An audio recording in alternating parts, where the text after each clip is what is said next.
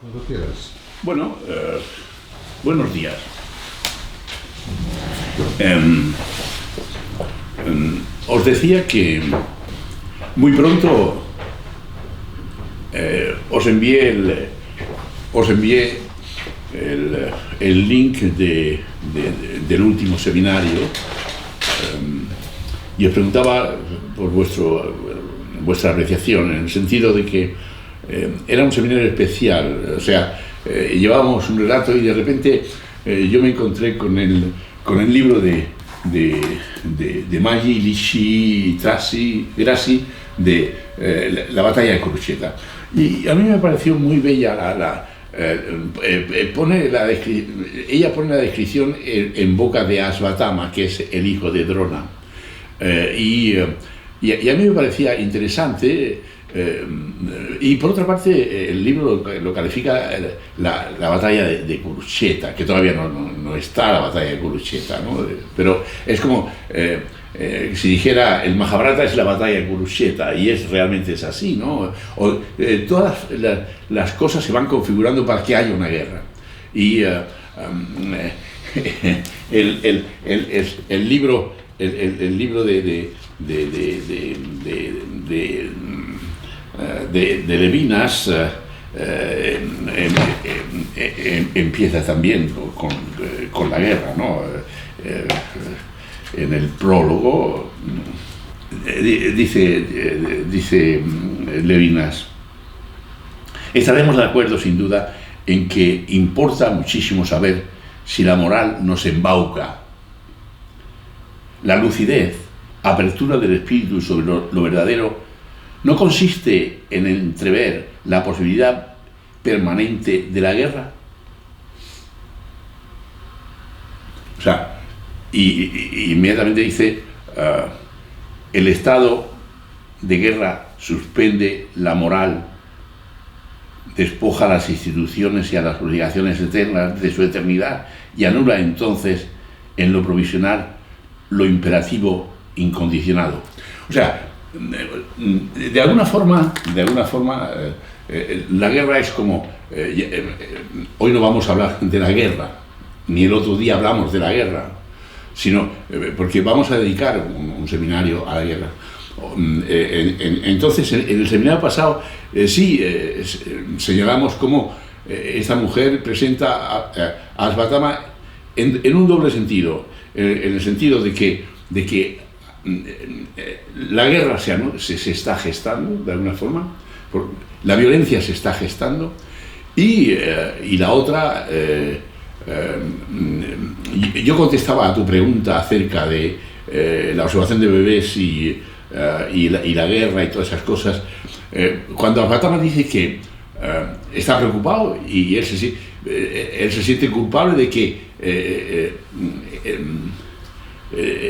el horror que él va a consumir en esta novela, en este episodio, se generó en un momento determinado con su deseo de leche, y que lo comunicó a sus padres, y su padre dijo: yo te lo voy a satisfacer. Su padre intentó conseguir una vaca acerca de Draupada, que era rey y que había sido amigo suyo, y él siente que todo el horror de que está sucediendo en este momento se debe a su deseo. Pero él mismo nos informa de que su padre había tenido un origen extraño y que su padre era frío y distante. Y era frío y distante porque había nacido en una drona. Es decir, que nos está hablando el Mahabharata de dos concepciones. Una concepción primitiva, en la relación del ser humano con el pecho, pero en otra relación primitiva, que es en relación con fantasías preuterinas o más primitivas. Como si, de alguna forma, Drona estuviera marcado justamente por su inhumanidad. Y su inhumanidad era justamente que se ve plasmada en el acontecimiento que os contaba con Ekelabia, que es justamente que Ekelabia, que quiere saber, que respeta al maestro y que que le dice que es su maestro y que, sí, tú eres mi maestro. Y entonces le dice, pues págame. ¿Con qué quieres que te pague? Con tu pulgar derecho, con objeto de que no llegues a ser el mejor arquero del mundo, porque ya lo eres, frente a Arjuna, porque yo le he prometido a Arjuna. Y nos dice Ashvatthama, su hijo, que nunca comprendió lo que hizo su padre. Y me retiré de mi padre. Pero ahí se gestó justamente todo eso, se gestó la guerra. Con esa crueldad, porque es una crueldad sobre la adolescencia naciente, viva y rica del joven guerrero, y en ese momento muere. Es por eso que yo quería incluir ese acontecimiento. Es un acontecimiento que es, digamos, una desmesura como estamos viviendo ahora con todos los acontecimientos de los que suceden en arde Barcelona, o se quema Barcelona por toda una serie de acontecimientos, de ideas o de contraideas que realmente son sobrecogedoras y difíciles y tal. Pero por tanto, en ese relato hay el comienzo de una injusticia tremenda que se comete con un joven, ¿no? Es decir, es simbólico de eso. Pero esa generosidad del chico, esa entrega del chico al maestro, al saber, al respeto, al sabio Drona, y toda la perversión del sabio Drona, posiblemente en relación con sus orígenes. Bueno, este era el tema interesante. Dicho, ya habíamos de alguna forma cortado habíamos cortado el relato tal como lo veíamos, ¿no? El relato se encontraba, y ahora entramos en el relato del seminario anterior que habíamos interrumpido, era que los Pandava estaban con su madre y de broma le dijeron, hemos traído, porque ellos durante el día vivían de las limosnas y recogían limosnas por la calle, ¿no? Dice, lo que hemos recogido te lo hemos traído. Y la madre, que estaba en el fuego preparando la comida, de espaldas le dice, bueno, lo que habéis traído lo repartís entre los demás, sin saber que lo que habían traído era el trofeo que Arjuna había ganado en Campilia al conseguir a Draupadi en ese torneo, ¿no? Pero lo que es impresionante,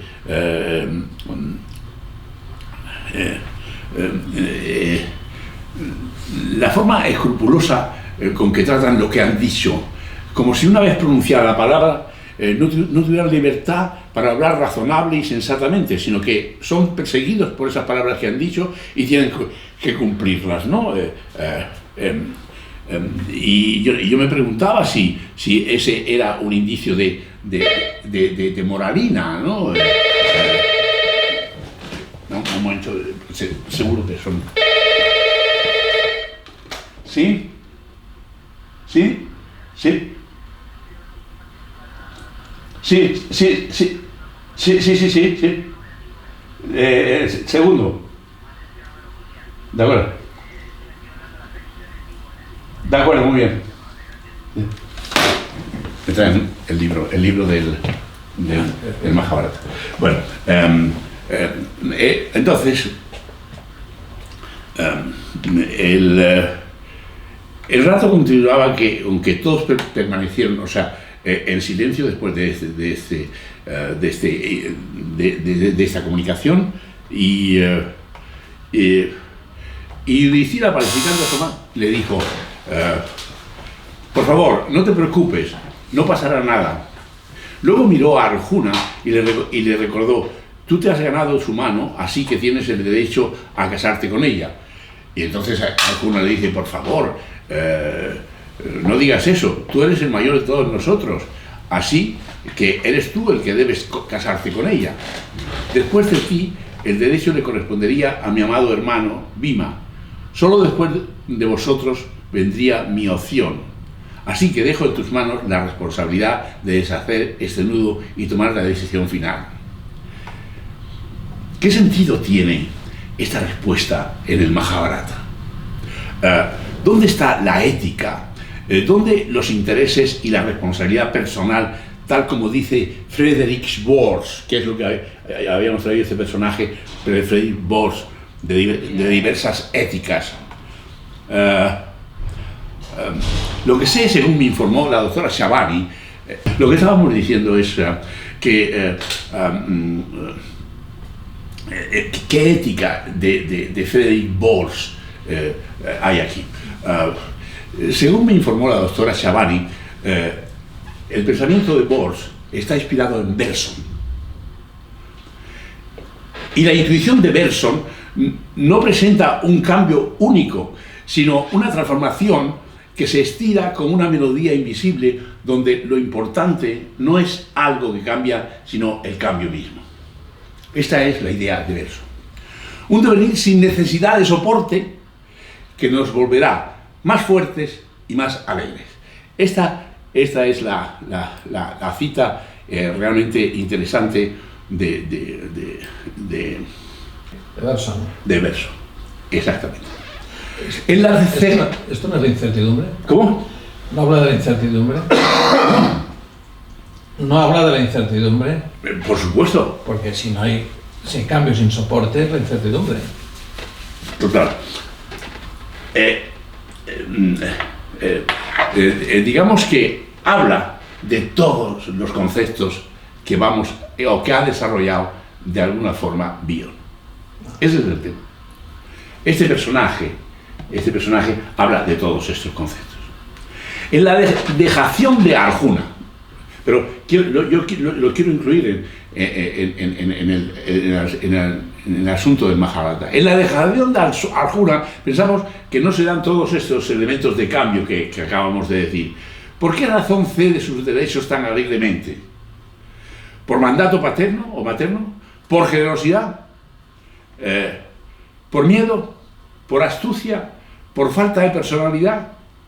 ¿Qué mueve su comportamiento? ¿La religión?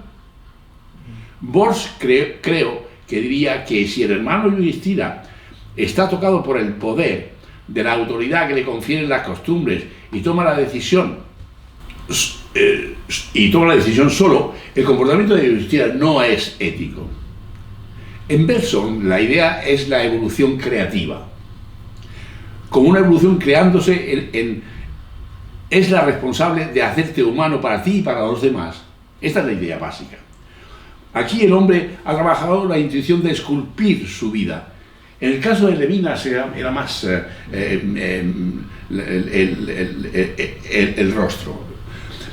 Pero los filósofos no hablan o evocan la humanidad del hombre, olvidándose de la fragilidad humana, los límites de esta, las perversiones, las disfunciones, la enfermedad, que es lo que nosotros como psicoanalistas tenemos que tratar. El funcionamiento paternalista se apoya en la tradición, en Dios, en el Padre. El pensamiento moderno, que tiene en cuenta la fragilidad humana, dice o hay consenso o hay poder, o consenso o poder. Y es reconociendo esta fragilidad que pueden hacer el diálogo y la solidaridad. A mí me ha parecido útil aquí incluir una reflexión algo más amplia acerca de quién es Henrik Bergson, con su trabajo sobre evolución creativa. Porque con ello creo que aclaramos muchos conceptos que están en Bion, pero que ya estaban dichos, prefigurados o figurados completamente en Bergson. Según Bergson, es la historia de la evolución de la vida. En la historia de la evolución de la vida se nos deja entrever, daros cuenta de la forma en que lo describe, se nos deja entrever cómo se ha constituido la inteligencia. ¿Cómo se ha constituido la inteligencia? por un progreso ininterrumpido a lo largo de una línea que asciende desde los vertebrados hasta el hombre. Ella nos muestra esta inteligencia, él habla de la inteligencia, ella nos muestra en la facultad de comprender un anexo de la facultad de actuar, de daros cuenta, una adaptación cada vez más precisa y cada vez más compleja y flexible de la conciencia de los seres vivos a las condiciones de existencia que les son dados.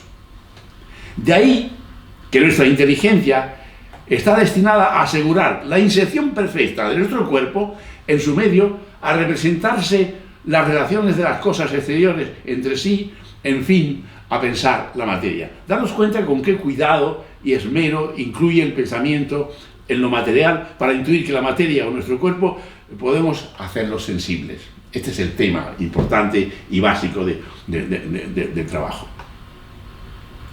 La inteligencia humana se siente en sí, es decir, se siente en ella misma, en tanto que se la deja entre objetos inertes, más especialmente sólidos, donde nuestra acción encuentra su punto de apoyo en lo sólido, en los objetos inertes, y que nuestros conceptos han sido formados a imagen de los sólidos, que nuestra lógica es sobre todo lógica de los sólidos. Es por eso que cuando a alguien se le dice es un pesado, ¿tiene sentido? O sea, la inteligencia lo único que comprende es lo sólido. Es también por eso mismo que nuestra inteligencia triunfa en la geometría, donde se revela el parentesco del pensamiento lógico con la materia inerte y donde la inteligencia no tiene más que seguir su movimiento natural después de un contacto con la experiencia, para ir de hallazgo en hallazgo con la certidumbre de que la experiencia marcha detrás de ella y de que le dará invariablemente la razón. Pero de ahí debería resultar también que nuestro pensamiento, en su forma pura lógica, es incapaz de representarse la verdadera naturaleza de la vida, la significación profunda del movimiento evolutivo, lo que tú llamabas la inspiración. Y eso es lo que le es difícil a la inteligencia. La inteligencia se maneja entre lo duro o entre lo geométrico, entre lo cuadrado, etcétera, etcétera. De hecho, nos damos perfecta cuenta que ninguna de las categorías de nuestro pensamiento, unidad, multiplicidad, causalidad mecánica, finalidad inteligente, etcétera, se aplican exactamente a las cosas de la vida. Nuestro razonamiento tan seguro de sí, cuando circula a través de las cosas inertes, se siente a disgusto sobre este nuevo terreno que estamos diciendo ahora. Lo que yo estoy diciendo ahora es un poco inquietante, ¿no? ¿Qué nos estás explicando? Bueno, es difícil. Con más frecuencia, cuando la experiencia ha terminado por mostrarnos cómo la vida se las ingenia para obtener un cierto resultado, hallamos que su manera de operar es precisamente aquella en la que nunca habíamos pensado. Cuando la vida resuelve una cosa, no lo habíamos pensado. Mira, no se me había ocurrido, no había tenido suficientemente intuición. Estamos fuera de la situación. Y es aquí que de pronto, pero no, la cosa no queda ahí, pero es aquí que de pronto, olvidando lo que acabo de deciros, hace de esta linterna manejada en el fondo de un subterráneo un sol que ilumina el mundo. O sea, de repente no vemos nada y de repente lo vemos todo, ¿no? Atrevidamente procede con solo las fuerzas del pensamiento conceptual a la reconstrucción ideal de todas las cosas, incluso de la vida. Ya no es la realidad misma, dice, la que ella recompondrá, sino solamente una imitación de lo real, o mejor, una imagen simbólica. La esencia de las cosas se nos escapa y se nos escapará siempre. Nos movemos entre relaciones, de tal modo que lo absoluto no es nuestro resorte y nos detenemos ante lo inconocible.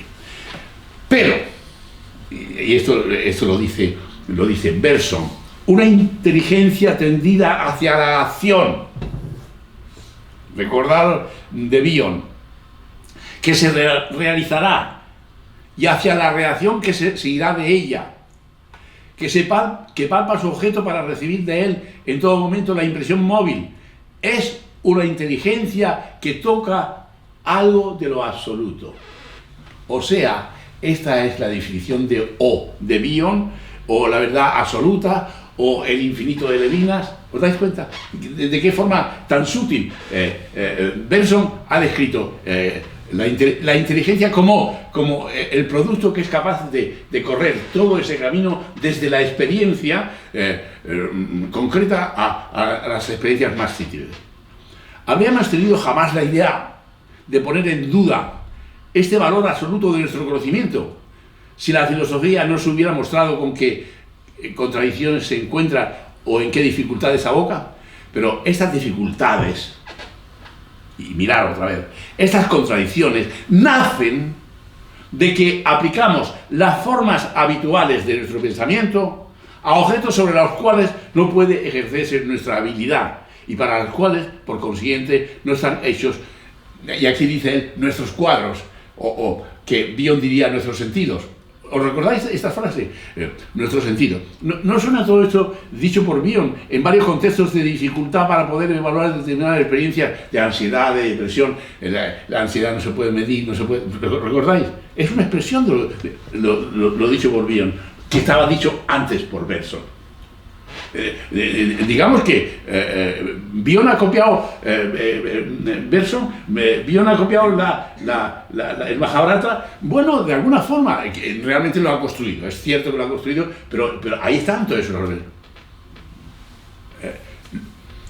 Y se pregunta Bergson, dadas todas esas dificultades, ¿es preciso pues renunciar a profundizar en la naturaleza de la vida? Es decir, por las dificultades que nos acaba de decir.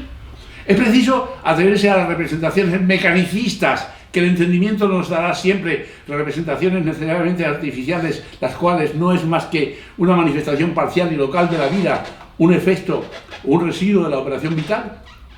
Lo sería si la vida hubiese empleado todo lo que ella encierra de virtualidades psíquicas para puros entendimientos, es decir, para preparar a geómetras, es decir, cabezas cuadradas. ¿Estamos? Pero si no, hay la posibilidad de trabajar, que es lo que intenta hacer este seminario con el pensamiento de Bion y lo que intenta hacer con el pensamiento del Mahabharata para ampliar nuestras capacidades y utilizar esta inteligencia de Bergson, que explicaría todas estas cosas.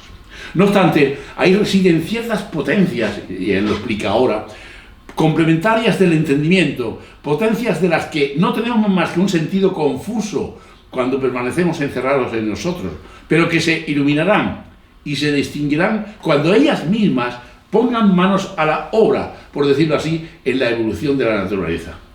Aprenderán de esta manera qué esfuerzos tienen que hacer para intensificarse y para dilatarse en el sentimiento mismo de la vida. Es decir, que la teoría del conocimiento y la teoría de la vida nos parecen inseparables una de otra. Una teoría de la vida que no se acompañe de una crítica del conocimiento está obligada a aceptar al pie de la letra los conceptos que el entendimiento pone a su disposición. No puede sino encerrar los hechos de grado o fuerza en cuadros preexistentes que considera como definitivos. Esto lo acabamos de ver de una forma muy clara en el comportamiento de Yudhishthira, frente a no tener una actitud crítica con el casamiento de los 5 hermanos con Draupadi, y ser completamente parcial y capaz de irritar a Draupadi, como lo vamos a ver ahora, ¿no? Por otra parte, una teoría del conocimiento que coloca de nuevo la inteligencia en la evolución general de la vida no nos enseñará ni cómo están constituidos los cuadros de la inteligencia, ni cómo podemos ampliarlos o sobrepasarlos. Es preciso que estas dos investigaciones, teoría del conocimiento y teoría de la vida, se ayuden y se empujen una a otra. Así podían resolver, por un método más seguro, más cercano a la experiencia, los grandes problemas presentes en la filosofía. Ahondarían hasta la raíz misma de la naturaleza del espíritu, que es lo que estamos tratando de buscar, que esa es la inspiración, ese es el sentimiento de inspiración, y el congreso que están organizando esta gente de la SEM, me parece, y que dan seminarios para ese seminario unas personas muy doctas e inteligentes sobre Bion, etc. Bueno, ese es el tema. Pero una filosofía de este género que ha descrito que ha descrito Bergson, daros cuenta qué altura intelectual tiene este señor. Pero una filosofía de este género no se hará en un día. A diferencia de los sistemas propiamente dichos, cada uno de los cuales fue obra de un hombre genial y se presentó como un bloque, es decir, Platón, los grandes pensadores, Heráclito, Nietzsche, tal, acerca de esos bloques, como un bloque que puede tomarse o dejarse, no podrá constituirse esta filosofía que él está proponiendo, sino bajo el esfuerzo colectivo, progresivo, de muchos pensadores, de muchos observadores también, completándose, corrigiéndose, enderezándose unos a otros. Daros cuenta qué tipo de pensador tan universal, tan humilde, tan entregado, tan realista. La vida psicológica no es ni unidad ni multiplicidad que trasciende lo mecánico y lo inteligente, no teniendo sentido mecánico y finalidad, sino allí donde hay multiplicidad distinta, espacialidad y por consiguiente conjunción de partes preexistentes. Es decir, duración real, que significa a la vez continuidad, invisible y creación. Esa es nuestra tarea, esa es la perseverancia esperanzada e imaginativa que hemos defendido en todo momento.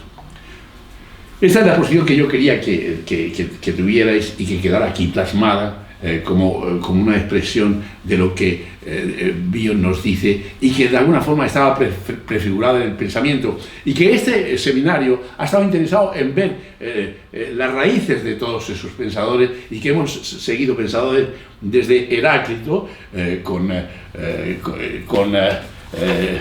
el razón común de Heráclito y Levinas y otros muchos pensadores. Continuamos con el relato. Yudhishthira recapacitó por un momento y luego dijo: nuestra madre ha dicho que deberíamos compartir a Draupadi entre nosotros y no hay nada más sagrado. Daros cuenta. No hay nada más sagrado que las palabras de nuestra madre. Ella es nuestro gurú y debemos obedecerle. Durante todos estos años jamás ha hecho nada que no fuera correcto. Pero por otro lado, es evidente, daros cuenta de lo que dice que todos nosotros amamos a esta mujer. Así que sugiero que todos nos casemos con ella. Y dice con bastante, en fin, ingenuidad, cinismo, o como, no es cinismo, ¿no? No siento que esté haciendo algo incorrecto al sugerir esto. Creo que mi decisión es justa, lo define él. Así que no nos preocupemos más y hagámoslo así. Realmente, afirmaciones gratuitas, nada inteligentes en relación con la inteligencia de Bergson, dictadas por sus intereses y deseos personales, y que todos aceptan con aquiescencia. Dice, o sea, lo que nuestra madre ha dicho está bien, pero es verdad que todos estamos enamorados de ella. O sea, por tanto, es por eso que nos satisfacemos todos de esta forma machista e inmunda y como queréis llamarlo. La respuesta de Yudhishthira se fundamenta en el carácter sagrado de la respuesta de la madre, y que por tanto había que respetar. Por otra parte, sabemos que esta respuesta de la madre fue automática y no pensada, por lo cual parece que la conducta de Yudhishthira está dictada por la conveniencia o el interés personal, y a mayor abundamiento él dice que no siente que está haciendo algo incorrecto. Nosotros como psicoanalistas diríamos que se está defendiendo, resistiendo inconscientemente. Quizás conscientemente le va bien pensar así, pero inconscientemente sabe que no es correcto, y por eso se autoprotege diciendo que no ha hecho nada incorrecto cuando sabe que sí. Continuamos con el relato. El gran salón del Swayamvara, donde se había celebrado la fiesta, se había quedado por fin vacío. Krishna, acompañado de Balarama, entonces fue a la casa del alfarero donde estaban los Pandava, y ahí se encontró con los famosos hermanos. Era su primer encuentro con ellos, y de nuevo otra vez una referencia al fuego, relucientes como el fuego, los Pandava, ¿Recuerdas lo del fuego? Acudieron a sentarse alrededor de su madre y Krishna avanzó y saludó a Kunti. Y en ese momento se forjó una amistad entre Arjuna y sobre todo todos los Pandavas, que era similar a la relación que se había establecido entre Duryodhana y Radeya o Karna, ¿recordáis? Balarama también se presentó y se saludó y tal.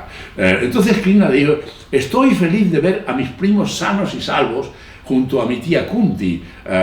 Me agrada saber que habéis escapado del atentado de la casa de Cera, el fuego. Yudhishthira les dio la bienvenida y con cariñosas palabras, hasta lo cual, dirigiéndose a Krishna, le preguntó: ¿cómo sabías el que eran los Pandava a los que Krishna sonreía dulcemente? Y Krishna le dice, y otra vez una referencia al fuego: aunque el fuego esté escondido, no pierde su brillo, refiriéndose a los Pandava. Bueno, es bien visible otra vez que se utiliza la imagen del fuego, o bien por el personaje o bien por la situación. ¿Quién sino los Pandavas podían haber realizado las hazañas que tuvieron lugar? De verdad estoy muy feliz de haberos encontrado a todos vosotros, y por favor cuidaos y no permitáis que los hijos de Dhritarashtra sepan quiénes sois. Todavía no, lo sabrán cuando ya no sea para vosotros un riesgo. Drupada estaba terriblemente amargado. Había planeado el Swayamvara para que su hija se casara con Arjuna, pero Arjuna había muerto. Es cierto que a su hija le había conquistado un brahmin, según él sabía en ese momento, le había conquistado un brahmin por tanto, y que era muy valiente, pero no era Arjuna lo que él esperaba, ¿no? Sí, es un brahmin que está muy bien, es muy valiente, va con que entonces dice: yo debí de haber esperado a que viniera Arjuna, y ahora, debido a mi estupidez, he arrojado una preciosa gema en un montón de polvo. Si ella se siente mal, yo me sentiré que no tengo perdón de nada. Entonces, Dhritarashtra, que era su hijo, se dirigió a su padre y dije: no, padre, nuestra hermana está contenta. Yo presiento, no sé por qué, que algo maravilloso nos va a suceder. Yo voy a seguir ahora a los brahmanes y averiguaré quién son, para que tú te quedes tranquilo. Yo veo a nuestra hermana muy contenta con estos brahmines, y por tanto no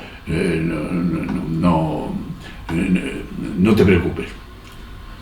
Entonces él fue por los alrededores detrás de los brahmines y que lo vieran a él, y entonces vio como los brahmines habían ido a recoger las limosnas, y entonces volvieron de recoger las limosnas y se las dieron a su madre otra vez, y entonces la madre ya estaba Draupada y le dijo a Draupada: mira, aquí tienes las limosnas que han traído los hijos, reparte, deja una mitad. Daros cuenta de este aspecto, que es muy importante porque se refiere a la mitad la dejas para que si viene algún brahman que tiene hambre y darle de comer, y la otra una parte la dejas para nosotros, y la otra mitad se la das a este muchacho moreno que tienes aquí, que era el Bhima, porque comía mucho. El Bhima que se comía la mitad de la comida, ¿no? Entonces todos se ríen. Siempre tenían una actitud, digamos, irónica con este Bhima que se comía todas las cosas. Pero yo lo que quería subrayar aquí son dos cosas. En primer lugar, el Bhima representa la fuerza, es una fuerza muy primitiva, muy originaria, ¿no? Pero por otra parte, hay una voracidad increíble. No es comer lo que es, él se come un carro de cosas. Cuando mató a aquel Raskasa, se comió toda la comida que llevaba al Raskasa él, ¿no? Y por otra parte, era muy crítico con su primo, ¿no? Le hacía bromas muy pesadas, le hacía casi un bullying a su primo. De modo que hay dos cosas que son raras. Cada uno de los personajes tiene alguna cosa un poco rara. Cada uno de los personajes, cada uno de los hermanos que son excelentes, que son tal, el Yudhishthira era un adicto al juego y que luego va a perder todas sus cosas con el juego. El Bhima tiene este aspecto de violencia. El Arjuna es el guerrero. Los únicos que están ahí escondidos y que son como médicos, digamos, de la familia, y que son como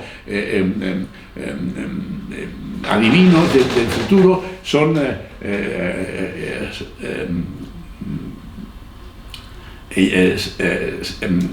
los dos gemelos, que son muy guapos, que son muy tal, y que están ahí escondidos. Sahadeva y ¿cómo es el otro? Bueno, los dos gemelos, Yakura y Sahadeva, ¿no? O sea, bueno, estábamos entonces el hermano de Draupadi está viendo las cosas para informar a su padre y se da cuenta que ahí están los panda, y observó que los panda hablaban de guerras, de armas, de no sé qué, de cosas similares, ¿no? Y entonces de armas, proyectiles, astras y cosas de ese estilo, de una forma muy familiar.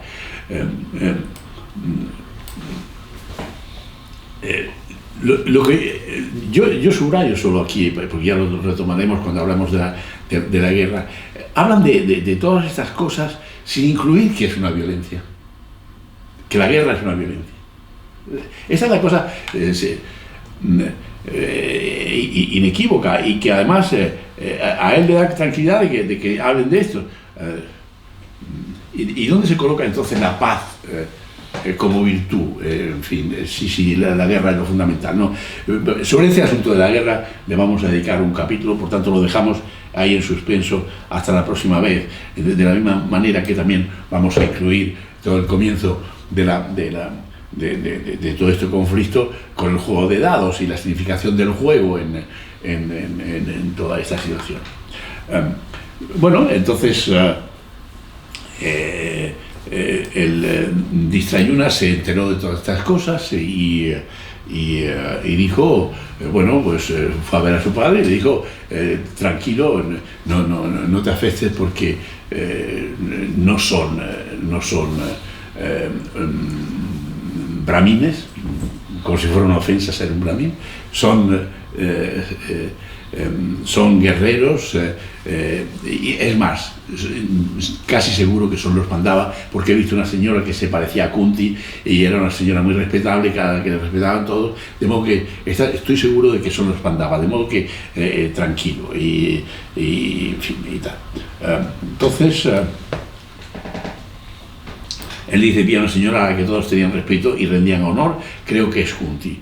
Y entonces le explicó que el joven que ganó a su hermana sería Arjuna, porque luego pelearon, el otro que peleó con el tronco de un árbol era Bhima, que con un tronco de un árbol se defendió, porque después de que Arjuna hubiera ganado a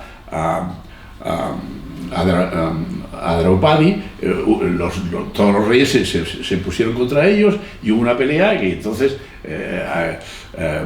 los tres hermanos vencieron a todos los demás, ¿no? En fin, y entonces creo que fue Yudhishthira el que derrotó a Duryodhana, el de que se llevó tu hija es Arjuna, y los otros dos que habían allá eran Nakula y Sahadeva.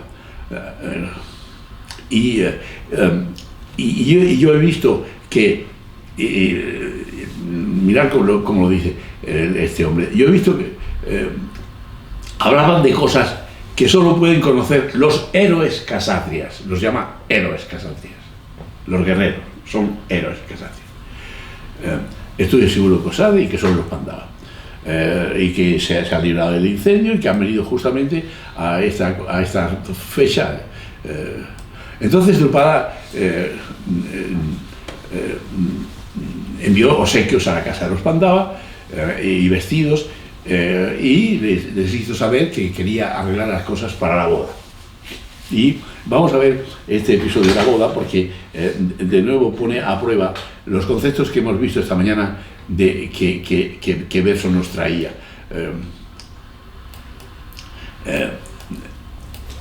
Es la hora que se va a celebrar la boda entre los Pandava y Draupadi. Los Pandava junto con Kunti y Draupadi llegaron al palacio donde estaba Draupada, y entonces Kunti se fue con Draupadi con las mujeres, y los Pandavas se quedaron con el rey. Y entonces el rey les ofreció sus mejores sitios, los sillones cubiertos de adornos exquisitos, y el rey percibió que esta gente se movía muy bien en aquel ambiente. Luego no deben ser brahmines, deben ser gentes reales, y además solo se paraban, otra vez la misma cosa, se paraban en los sitios de armas y tal. Y aquí hace una descripción muy interesante. Dice, parecen panteras moviéndose con esa elegancia.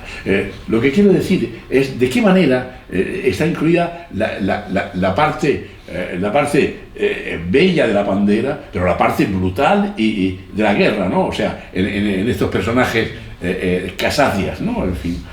Bueno, entonces él se quedó muy contento con esta situación, de que realmente pues parecía cierto que en fin, que eran los Pandava, entonces el Drapada le dice a Yudhishthira, bueno, Yudhishthira, ¿quiénes sois? No sabemos quién soy todavía. Sé que sois muy valientes por lo que he visto, pero entonces Yudhishthira creyó que era el momento entonces de informar. Dice, no os preocupéis, no somos brahmanes, sino kasácias. Somos los hijos de Pandu, quien a su vez era hijo de la casa de los Kurus. Yo soy el mayor de los 5. Yo soy Yudhishthira, y entonces lo fue presentando.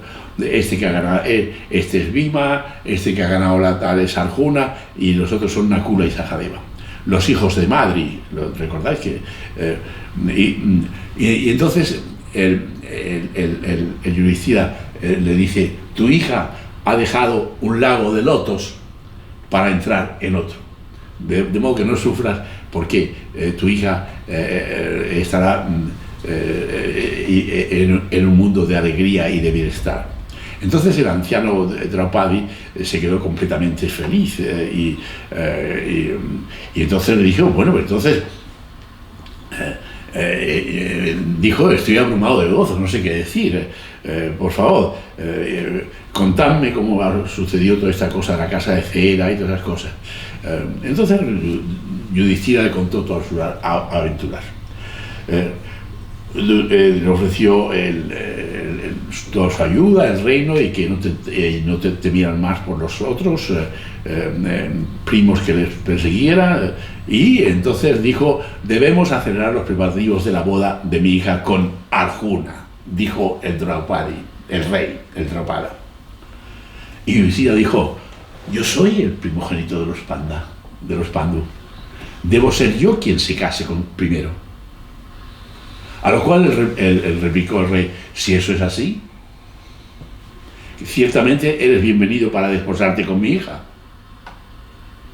Es decir, si esa era la costumbre, era aceptada a buen grado, pero lo que Yudhishthira le iba a comunicar era una actitud particular, personal o familiar, pero muy difícil de comprender y de aceptar por Draupada o por cualquier mortal.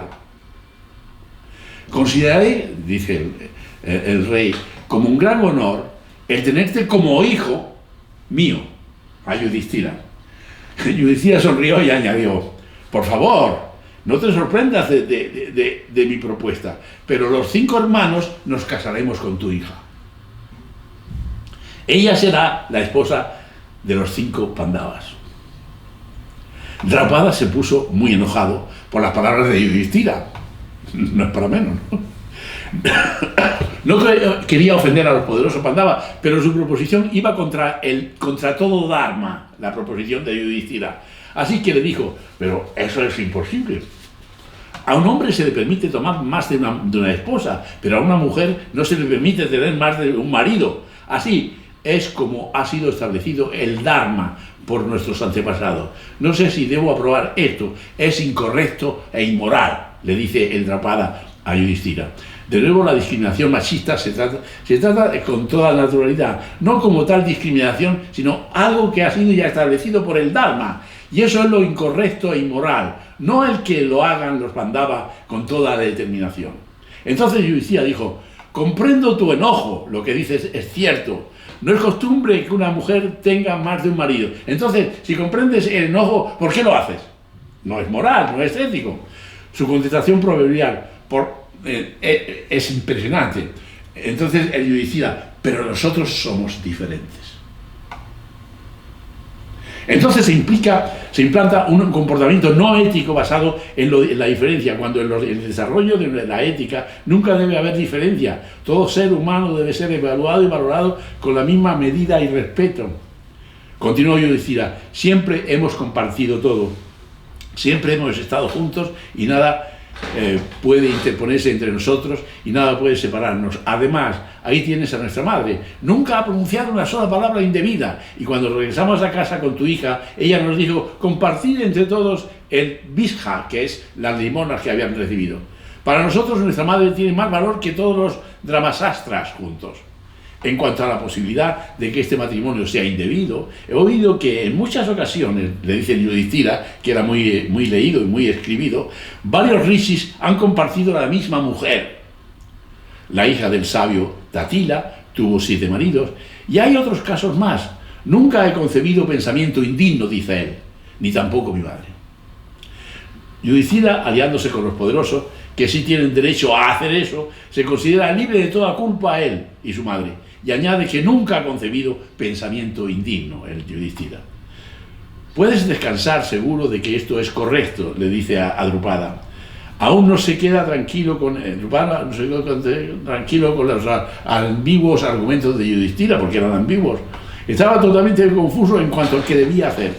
En ese momento llegó Vyasa. Vyasa, sabéis que es el autor del libro, es el padre de muchos de estos personajes, porque Satyavati le hizo engendrar a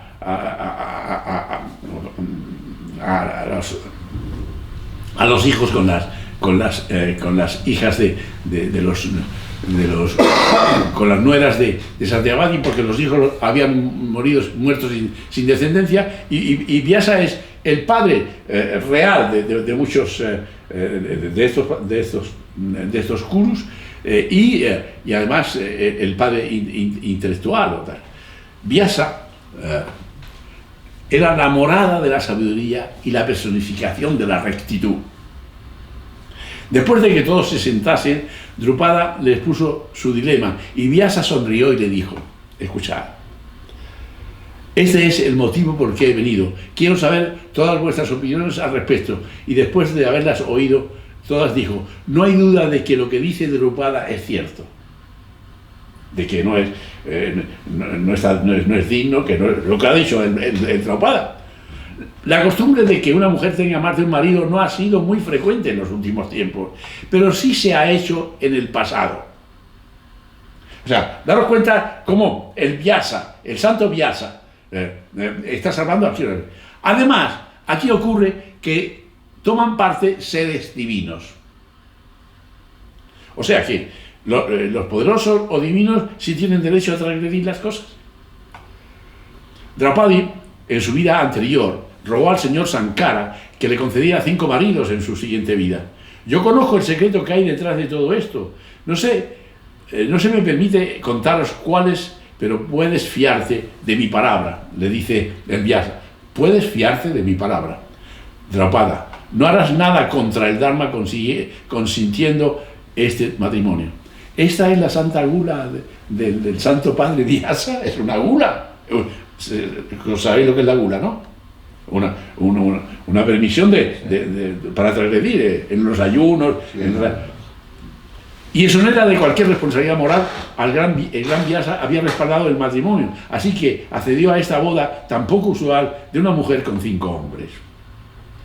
¿Cómo se pueden entender todos estos comportamientos ambiguos de Yudhishthira y que Drupada no puede aprobar por incorrectos e inmorales, y que Vyasa dice que Drupada está en lo cierto, pero que debe aceptar eso que le ofende y humilla?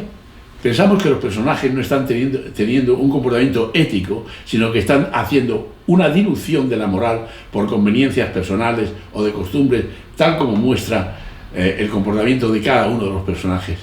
Parece que Vyasa da una aclaración cuando dice: además aquí ocurre que toman parte seres divinos. La pregunta es: ¿seres divinos o poderosos? Porque es el poder que parece que les está permitiendo toda transgresión de la moral.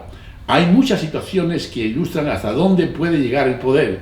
Por ejemplo, los guías y poderosos miembros de la Iglesia han cometido actos de inmoralidad increíbles y aún han sido minimizados o disculpados.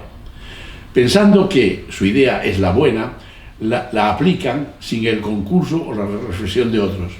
El propósito de Wars es intentar liberar a la ética del poder y sustituirlo por ver el rostro del otro, como Levinas, y respetarlo, o como dice Bergson, hacerlo participar. Con la inteligencia de Bergson, que es la que hemos descrito. Un día propicio, cuando la luna estaba en conjunción con las estrellas, Rohini y los 5 hermanos se casaron con Draupadi. Los hijos de Pandu ya no tenían que temer a los de Dhisarasa, teniendo a Drupada y a Distrayuna, que había nacido del fuego, y tenían el apoyo de los Brisni, y por tanto los Brisni son la familia de Krishna, ¿no? Y que es un representante de Dios, por tanto.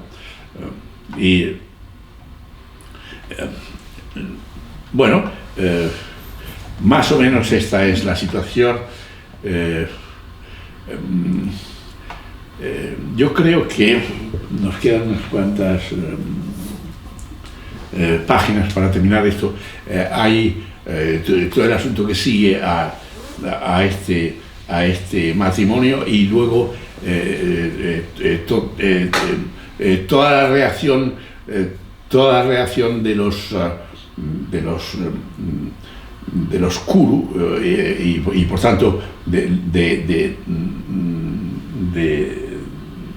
Dhritarashtra y sus hijos, en relación a que los Panda no habían muerto en el fuego, y ahí hay una contrarreacción hacia todo ello, y se despierta todo el temor, y aquí se propone toda la posibilidad o de luchar contra ellos y hacer una guerra ahora que han aparecido, o qué medidas tomar.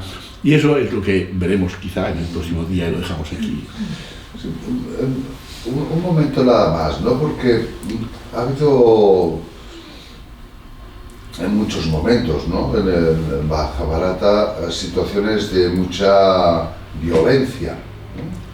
Y ayer yo me encontraba con una situación en la que os pido a ver si me podéis dar algún elemento para poder distinguir y ser más preciso entre el concepto de violencia y el de agresividad, porque yo entiendo que no es lo mismo, que hay elementos diferentes. Una cosa es que haya violencia y otra cosa es que haya agresividad. Tú hace poco mencionabas si Barcelona ardía o no ardía. Barcelona no arde, o sea, Barcelona está muy tranquila y no arde. Ha habido determinados altercados que han quemado determinadas cosas, pero que son agresivos. No arde, para nada. Pero esas acciones agresivas han dado pie a una alarma que lo incendia todo. Digamos que lo incendia todo, incluso sí, lo bueno. Sí, una alarma excesiva, pero cuando hay una manifestación de 500.000 personas, ¿no? A lo mejor no hay agresividad en esa manifestación de 500.000 personas, pero a lo mejor se sienten con mucha violencia interna, porque se sienten heridas, se sienten maltratadas, se sienten con rabia quizás, ¿no? Por lo tanto, agresividad y violencia no siempre son coincidentes. Por supuesto que no, por supuesto que no. Y la idea es cómo esa agresividad no incendia a la masa, sino que la modula y la hace pacífica y sensata, pero ahí está la dificultad, y la dificultad es que en la masa, la masa se puede incendiar, o sea, sería, y entonces viene el desastre de las guerras, que es lo que realmente el Mahabharata prepara para la gran guerra del Kurukshetra, ¿no? En la que mueren personas y personas y personas, y animales y bienes y tal. Pero tú tienes razón de que realmente la masa estaba preservada por la defensa de unos intereses reales frente a la agresividad que era un núcleo mucho más pequeño. Es cierto, pero hay la posibilidad de que esa masa quede contaminada por el incendio. Ese es el tema. Seguro que después de una situación con mucha violencia puede haber agresividad. Claro que sí, pero no necesariamente. No necesariamente, porque la violencia quizás se puede contener. Totalmente. Quizás se puede pensar, Otra cosa es la agresividad, que ante la agresividad solo cabe la defensa. Sí, pero ante la agresividad no cabe la defensa, no es cierto. Yo he traído hoy un núcleo importante que es la inteligencia de Bergson. Y Bergson dice en un momento determinado, cuando no solamente tenemos que contestar con respuestas cuadradas o con respuestas de peso, con lo material, sino que hay una inteligencia que es capaz con mucho esfuerzo, de captar desde la experiencia las cosas más sutiles y mejores y más orientadas. O sea, no solamente es con menos violencia, sino con más imaginación. Y aquí está la imaginación asombrada de la que yo hablo con tantas situaciones, y la posibilidad de sacar esta inteligencia de Bergson, que es... digo hoy Bergson, pero que es el sentido común de Heráclito, que es Elo de Bion, etc., ¿no? O sea, hay la posibilidad de sacar toda esa situación y hacerla efectiva y rica y tal. Y por eso era importante que yo quería traeros hoy esta inteligencia de Bergson, que es realmente sentido común, que es mesura y sobre todo creatividad. Duración, creatividad y reparación. Y volviendo otra vez al dictum de Anaximandro, es justicia y reparación. O sea que esas son las cosas básicas, ¿no? Y eso es lo que está en esta situación. Muy bien. Déjame coger este momento para mostrarlo. Sí, ese es el libro que hemos... ¿Se ve?